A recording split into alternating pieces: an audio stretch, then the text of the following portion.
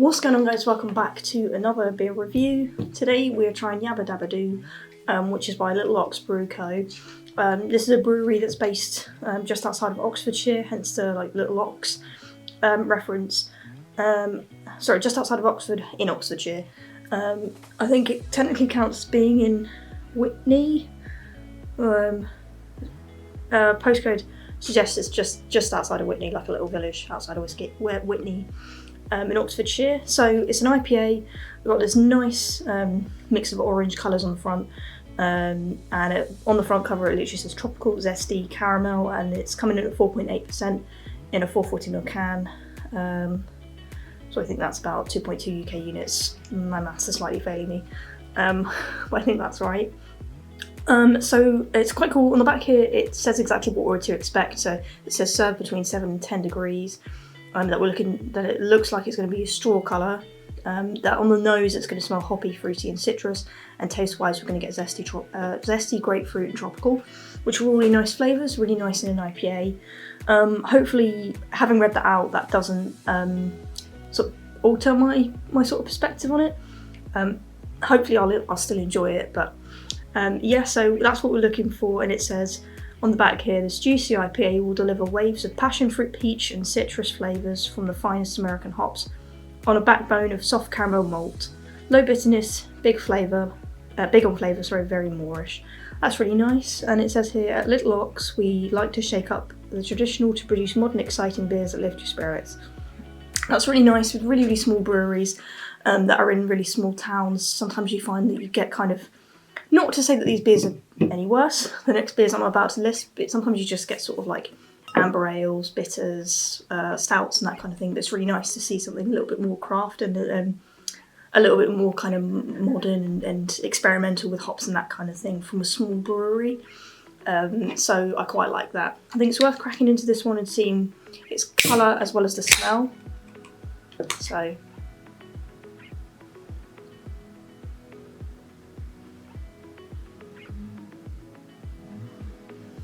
sorry about whoever's outside revving their engine. Yeah, I can definitely pick up the zest there. That's nice. Oh yeah, and tropical. I don't want these smells and flavours that we eventually come to be sort of implanted, but I definitely agree there. Can't smell any malts yet. Does have a slight lagery smell to it too, which is nice. Must be sort of yeasty sort of smell. Right.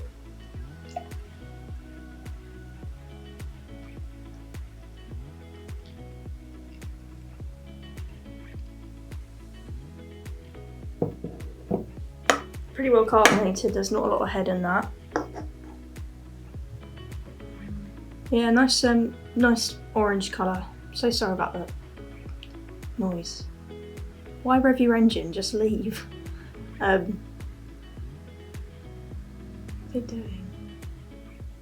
Sorry about this, guys. But yeah, if you look at the nice colour, it looks like a kind of like an amber ale. Wouldn't quite, slightly darker than straw.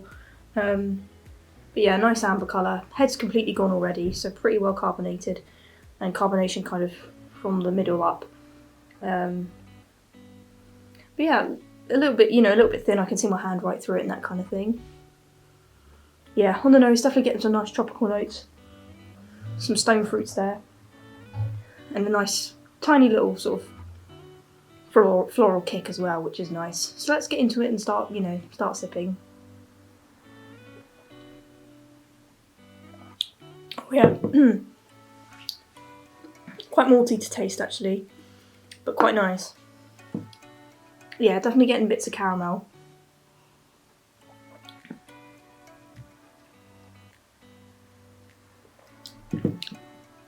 Interesting, it says low bitterness. I can definitely get some little bits of bitterness.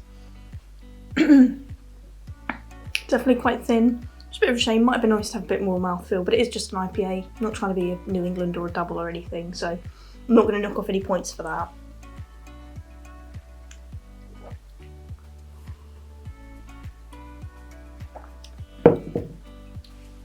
Definitely very zesty, picking up that kind of lemon zest bitterness that you get, or sort of citrus peel kind of bitterness.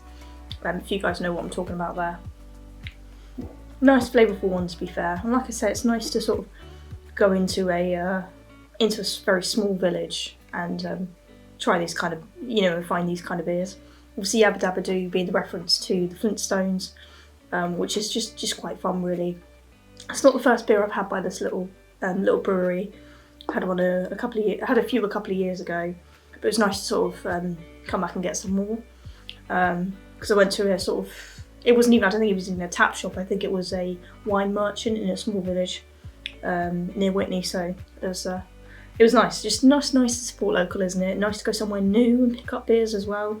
As you guys will have seen, you've seen in the past and you'll probably see in the future, whenever I go up to sort of Bury St Edmunds sort of area in Suffolk, I get beers there. Or I have another relative in kind of more of the west of the country, then, it's really nice to kind of go to different places. I'm sure you guys find it. And depending on where you are, you might cross countries and stuff and try different beers. I mean, maybe eventually if the channel's big enough, we'll be able to go to, take the camera to another country and review beers there. That's kind of the goal. So, yeah, at the moment we're obviously very small, as you guys can tell, but, the dreams are big. And like I say, sort of getting back to the original point being that, it's not really nice to sort of support local and just kind of try something different, try something new, go to different places and try different beers really. But anyway, getting back to this particular beer, it's a nice flavourful one. If you prefer kind of more of a zesty bitter beer, go for it, but it's still got the sweet fruity flavours too. Now I did say it was juicy. I don't know if I'd quite call it that, but we'll give it a few more sips, get the flavours a little bit more, and then give the beer its rating. Definitely I'm getting the malts on the back of that, so if you're not a big fan of malts, but like if you hate malts, it was what I mean. If you can tolerate malts, happily pick this up. But yeah, if you hate malts, maybe this isn't the one to go to. But yeah, really quite a nice one. Like I say, packed full of flavour for something that's pretty thin.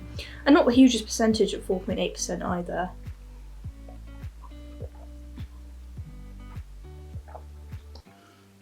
Yeah, really just getting that mix of zest and tropical. It's ticking a lot of boxes, it's quite subtle with a lot of the flavours, and it's not too overpowering either, so no particular flavours coming through too strongly, but I am still picking up on a lot of what they've mentioned. It is almost grapefruity in terms of that kind of bitter zest flavour. In terms of what we're going to give it out of 5, I've got the figure in my head. I think it's certainly above average, quite kind of steady line flavours and that kind of thing. Not too sweet and a little bit thin for my liking, so I'm going to give it a 3.5 out of 5. So if this was out of 10, 7 out of 10. Nice, very nice, enjoyable. If I saw it on tap, I'd definitely get it again. It's a really enjoyable one. If you guys are able to get your hands on it, I'm sure probably not, it is a very small microbrewery, but if you are able to get your hands on it or you're here because you've tried this one before, go for it, let me know what you thought. As always guys, let me know what you're drinking, keep enjoying those craft beers, and I will too. Remember to subscribe, like the video if you did like the video, subscribe if you've yet to do so, that's what I was trying to say just then. And as always guys, I'll catch you in the next beer review. Peace.